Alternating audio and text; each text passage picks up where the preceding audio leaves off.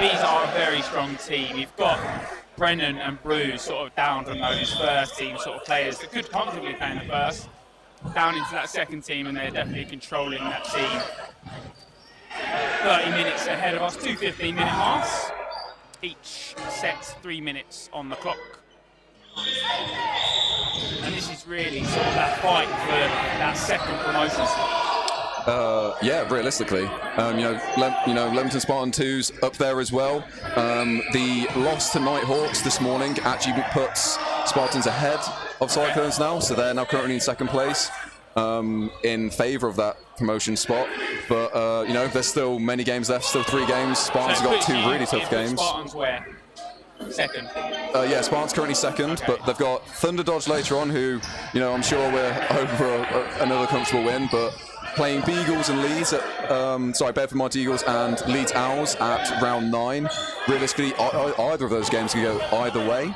So this game here could be huge. If Cyclones win this, they're still in, still in a chance of promotion. But if Bees win it, maybe that's, probably third place. Are up in this set, just over a minute gone, and they're already 2 up.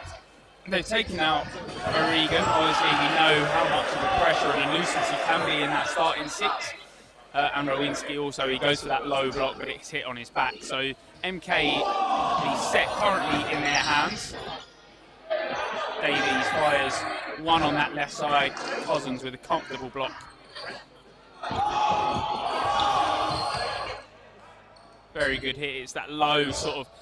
Davies, he's got such power behind his arm, but it's that curling. It curls sort of inwards, and it's one to definitely keep an eye on, because you might think it's heading away towards you, but it's going to curl inwards and look at taking your feet if you're going down low.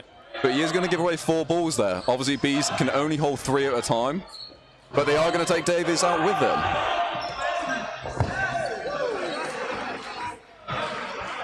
So the worker Bees reducing that deficit just by the 1. Still 2 players down. One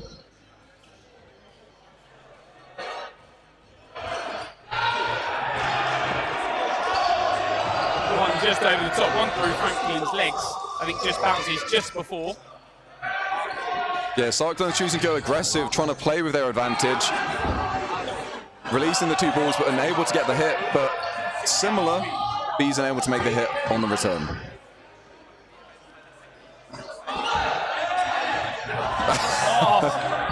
It's a fumble, the ball pops up, it looks like it's sort of the arm's reach, but as it looks like he's about to grab it, it just heads a little too far away from him. MK still that 2-player up.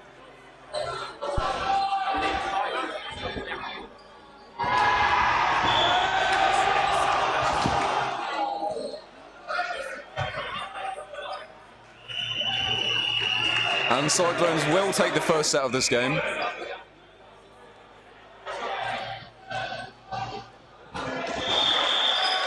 Slow start from Bees.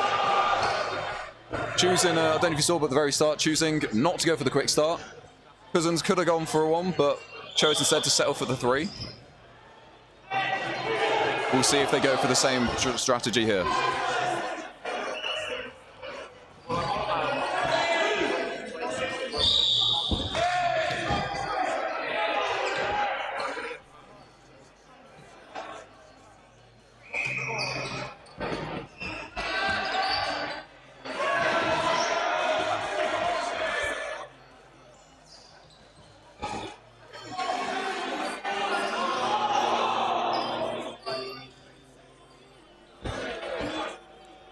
Sorry if I'm being too loud. I think that's just my natural voice. That's probably the problem.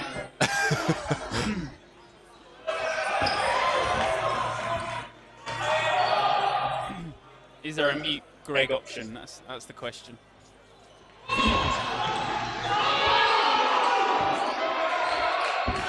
Which one are you? So both teams still with 6 players on court here.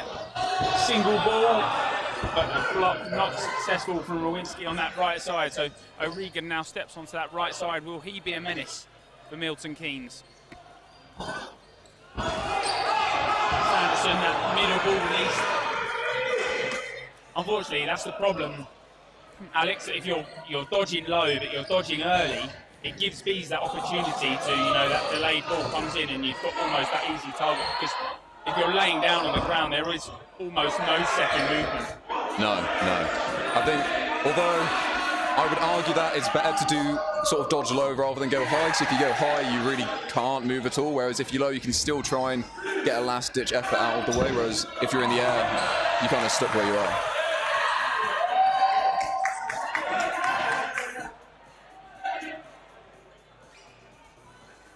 Would you say sort of smaller movements is better, and then you're in that catching stance, or a larger movement but out wide? So I think it depends. Everyone's got their own preference, especially depending if you like to back your catching more. But personally, my preference, especially here at the venue we're at, where you've got, you're rewarded with your dodges realistically compared to playing at a venue that's wall to wall. I very much prefer to do, light little dodges, keep moving, always be on your feet, nice and light as they're approaching, and then commit to a nice big dodge as they're releasing, try and react to where they're throwing and get out of the way.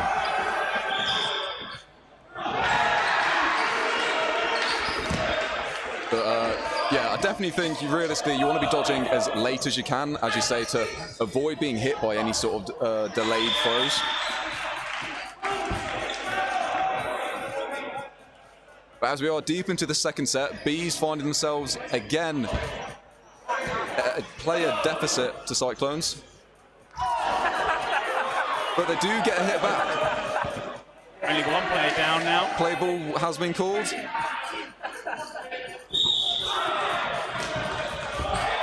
And a good sort of pinpoint accurate throw. All three balls released there.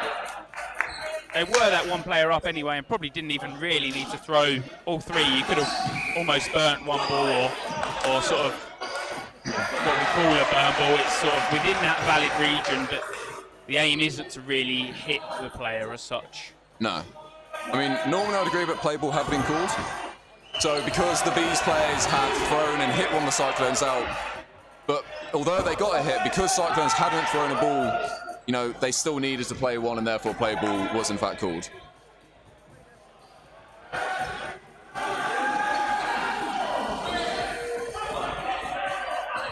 Interesting there. Key obviously throwing that ball when MK have started on that track back.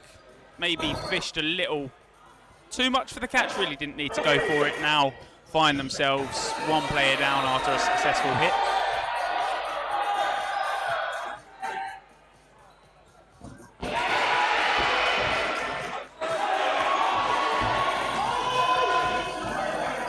Interesting, just losing balance after that throw, and I think that's so important about sort of the follow through on the throw itself and where you're sort of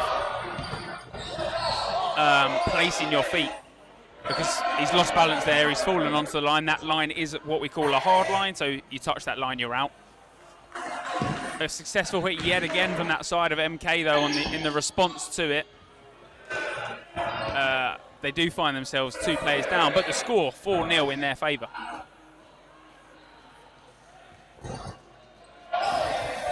Yeah, I think bar this set so far, the first two sets looking quite controlled on the side of Milton Keynes at the moment.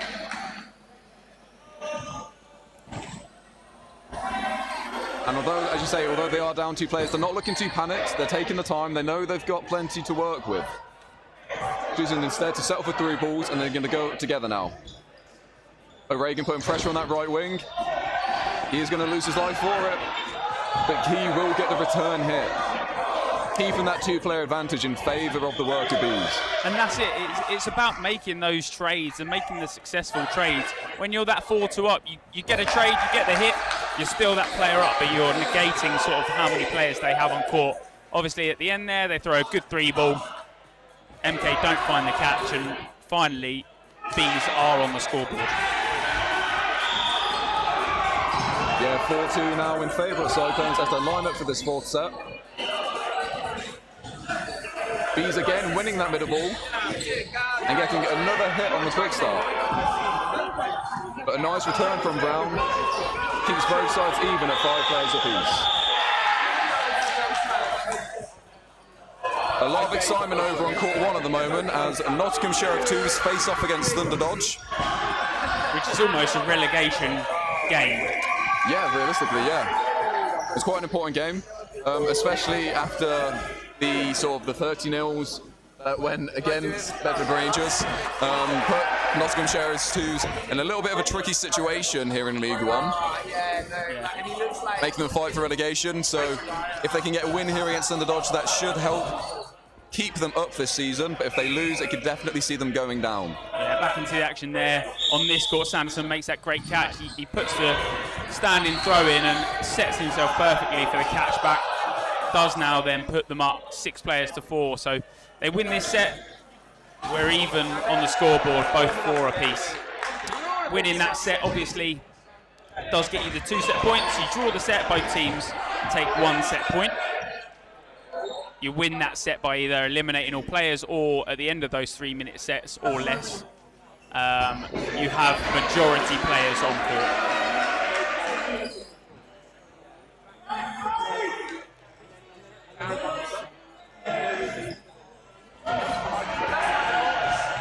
Lovely standing counter from Key down that left wing onto Brown. Oh, wow. Not really sure what Winsky's doing there because he's almost thrown without the attention of the rest of the Bees. They've got no time to react to anything.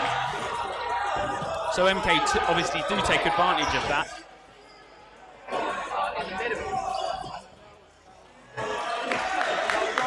A nice 2-ball release there.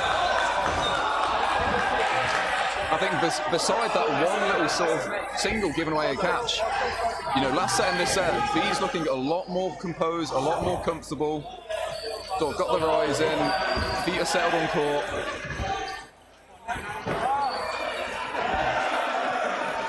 And now it's Cyclones who are finding themselves at numerous player deficit.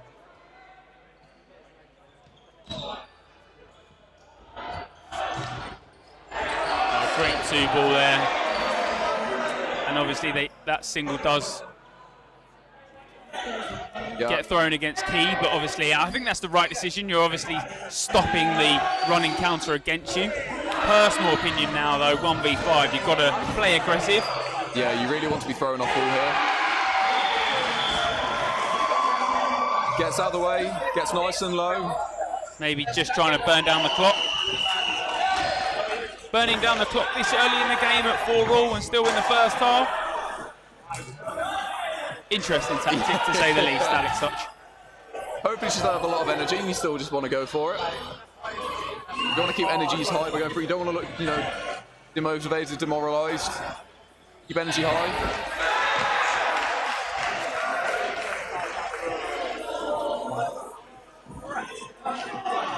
But it is now 4-all. As we're heading towards the end of this first half. Yeah. 2 minutes left on the clock. 2 minutes left on the clock, thank you. And I think a big difference that we've seen so far, very quickly, there is a full start there. Yeah, MK make that full start. So that 5th ball, that middle ball that is contesting, is given to that side of Manchester Bees. O'Regan starts with that, and that ball is live from the start. Cyclones choosing not to run for those balls, instead preserving their lives. You usually see that when you're playing a venue that has sort of gaps behind the back of the court. When you're playing wall-to-wall, because of how the balls bounce back a lot more aggressively, usually you'll see 1 or 2 players rushing for those balls, trying to get them back to get some sort of possession for their team.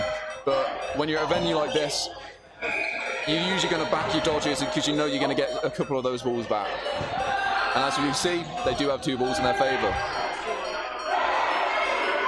And as 1 ball takes out Cousins, a response thrown is thrown straight back at MK, so teams even. Great catch from Key there. Yeah, Cuthbert looks at throwing against O'Regan, who's opposite him, but he's shut down by Key. That single ball on the left after the catch, he's got it in his hand. I was just about to praise Key by saying there's been such a strong foundation on that wing for Bees throughout this season, but unfortunately does get caught there. Coe sends him to the outbox and brings his teammate back on. Yeah, 1 player down, about 20 seconds, just over 20 seconds left on the clock. If this set ends, obviously we'll go to that 1-minute set timer. But it's looking unlikely with 7 players still on court.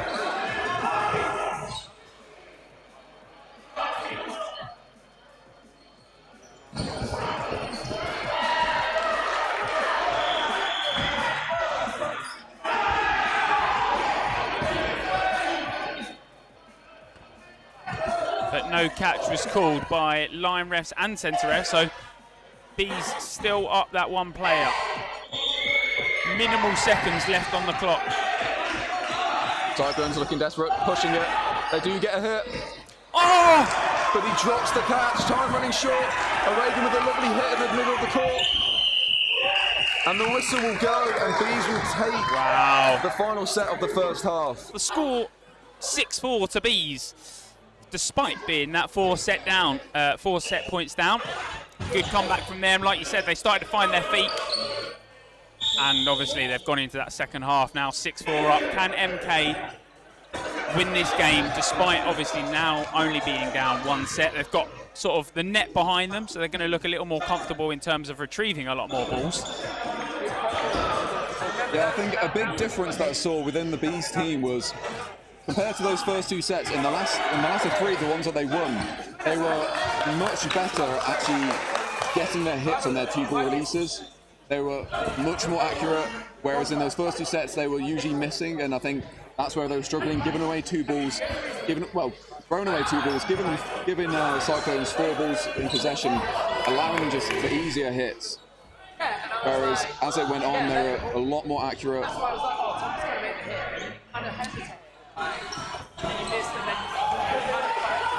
So I guess the comment section cursed this time around as Combs says get caught less, and Bees do just that. They get caught.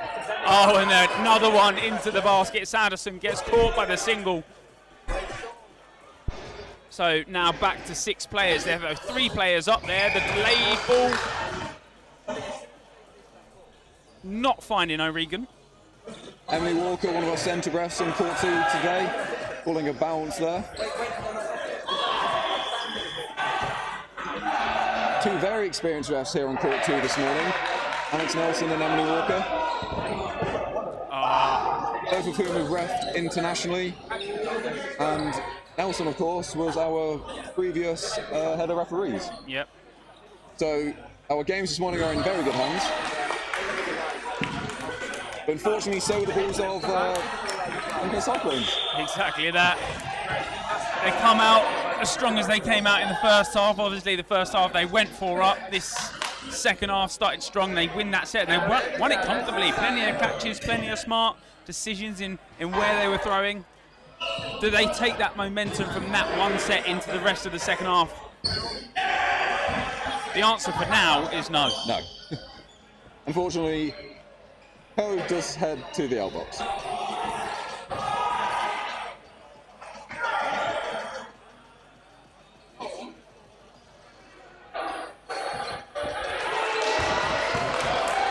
Albin hit out in the middle there. Goes for that pre-dodge, but as he's going down, the single ball does take him out. Cuthbert hit out with the single. It's what you said in the first half. Maybe jumping isn't always the smartest dodge to make. You're almost stuck in that momentum in the air. I mean, at least personally, I always find this a lot harder to catch when I'm in the air. Just typically, you know, usually, as I mentioned earlier, you know, I think at this sort of venue, you back yourself with a dodge because that way you get, you know, rewarded with possession. But if you can, you know, if that catch is there whilst you're dodging, you can go for it a lot easier if you're on the floor compared to when you're in the air. So MK, 2 players up. They win this set. They'll go back into the lead. Oh, and the catch gets made.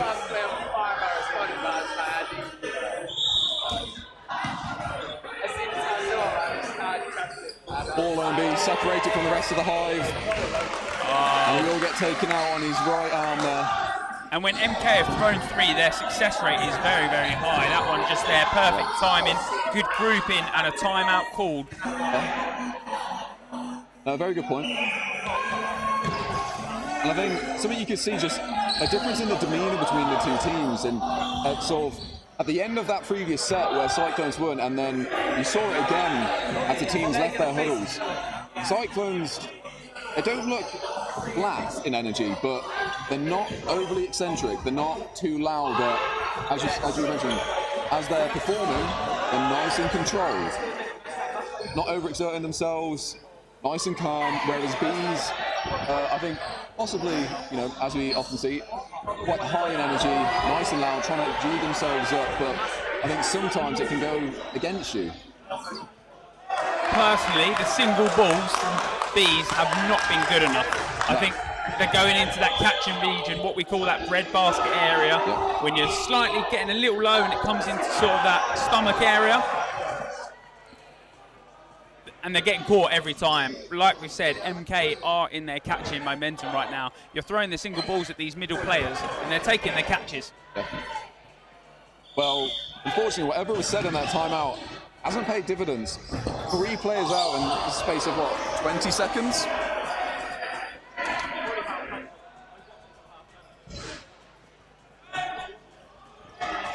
Oh, almost a really nice catch from number 45, Cody there. But still Cyclones with a 2-player advantage. They won't be worrying just from 1 out.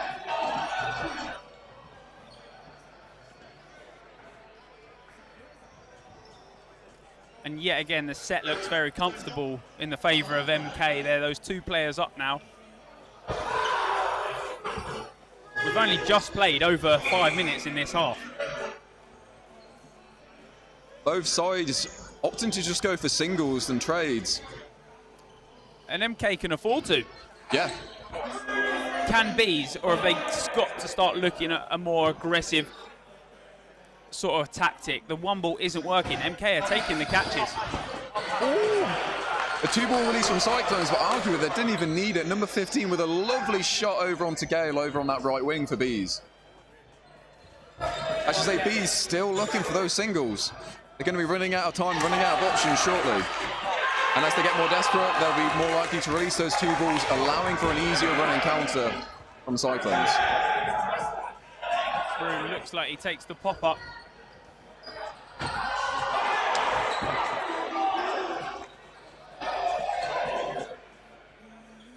Hayder not quite taking that catch there as he looks in that tombstone position. Cuthbert with a quick running counter. Cousins with his own. Cuthbert takes the catch and he takes it well. Yeah, unfortunate for Bees, haven't quite stopped the bleeding yet. As Cyclones increase their advantage again, now 10-6 in their favour. 8 minutes left on the clock in this second half. The next set of 3 minutes starts now.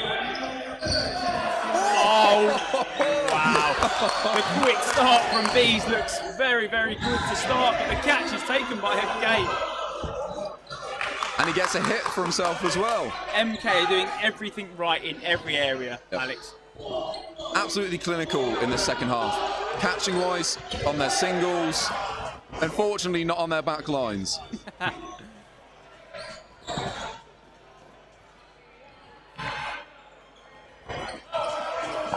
Single from Cuthbert. Bees could have taken 4 there, but it looks like there's been no communication from the side of Bees this time around. Yeah, Cousins clearly didn't want play ball called against them there. And maybe he was right to do so, getting a lovely shot onto the shoulder of Co. Yeah.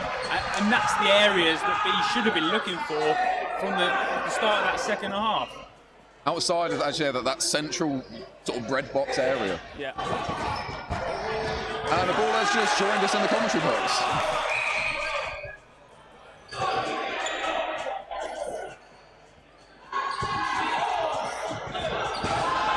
The delayed ball from Cuthbert comes in. They were down on players, but and definitely a more experienced 2 from Bees. Can they win this? O'Regan with a delayed ball. He knows what he's doing, and O'Regan, but it's no catch. It's no catch. Is called. And he just spoke about the. Oh! Lovely shot onto the knee of Cousins. Wow. It was in Bees' control, and they've just let it slip.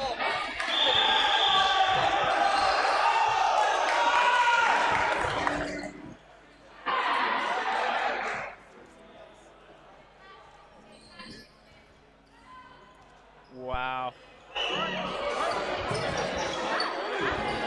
And it's now time, I guess, to start thinking about those 2 MVPs that will go up for the vote. You can vote via the YouTube comment section. Alex, 2 players, I guess, 1 from each side for you. For me, personally, Sanderson from the side of Bees.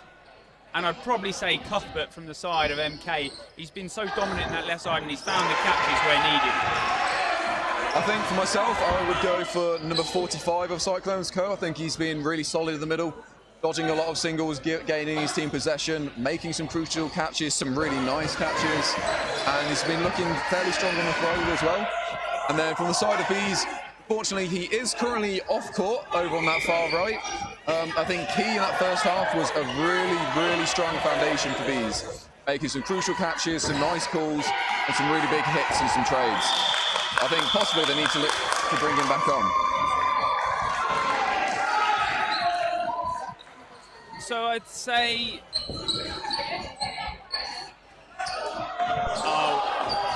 and a block there, but we'll say 45. Co. Is it C-O-E? Actually, one of my old teammates from my Balls of Steel days at the University of Nottingham.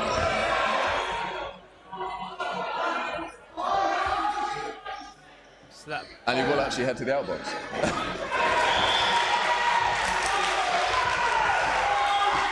MK is starting to get a little more hectic now, maybe just controlling it. I know they're 12-6 up and 4 minutes left, but anything can happen. Exactly, and they can't let Bees get these quick sets, so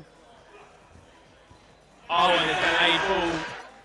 Maybe something they should have been looking at earlier when throwing that majority ball. Yeah, that was smart from Bees there.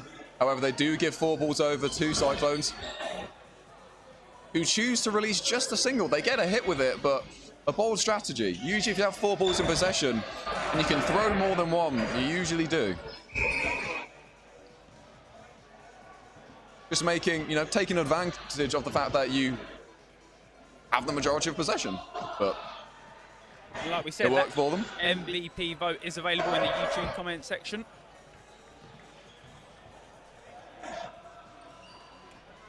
Single release from Cuthbert, does not find O'Regan. Goes low and he's very nimble in that sort of area. That's normally where he makes those single ball catches.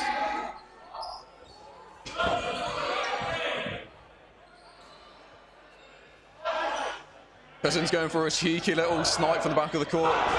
Doesn't quite connect, goes a little wide. Yeah. I think if he's on target there, MK have no clue about what they're even doing. O'Regan want that quick reset. Obviously, MK do still have a timeout in their back pocket. Do they want it just yet? No, choose not to call it yet. No timeout. Saving it. So I imagine if this set ends, they might have a very short set, so saving the timeout for that. Yeah. So Bees do have to end here in this set because there is about 2:30 left. So the win is most likely out of their grasp, but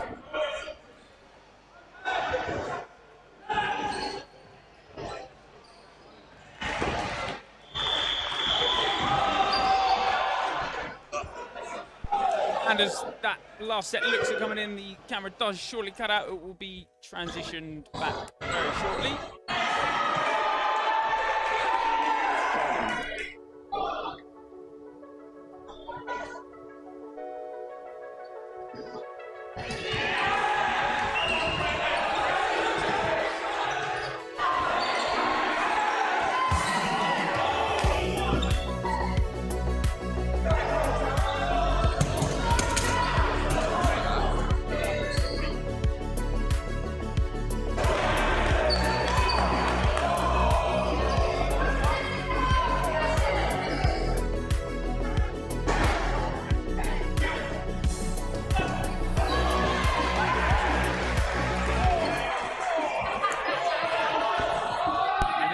We are back. The headshot comes on to Cousins as the camera cuts back. Both teams left with 3. A minute left on the clock. O'Regan fires the single. He takes the clap. The second does delay him though. So it is up on Bees, but they do have to end the set to force that extra set to make the comeback.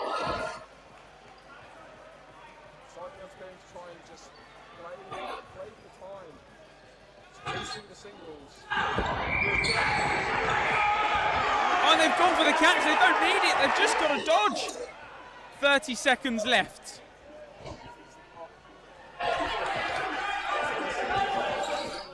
Coe currently winning that MVP vote. If he wins this set or draws out the set, then it's got to go his way. And they do. They'll get. I believe they do.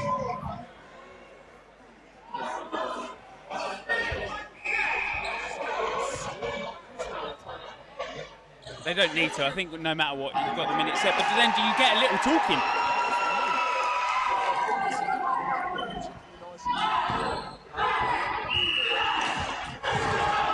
But then does that also give Bees the talk? Oh, the catch! It's dropped! Brown goes forward, but he can't quite clamber onto the ball. Bees have gone up early.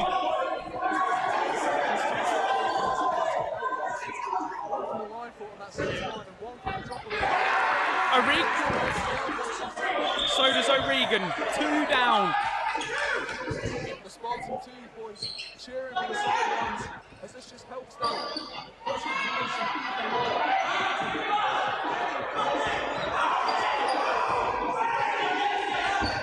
There's about 20 seconds left on the clock. Plenty of time for plays from both sides. Play 2 is going to be called from the side. Oh, that is horrendous.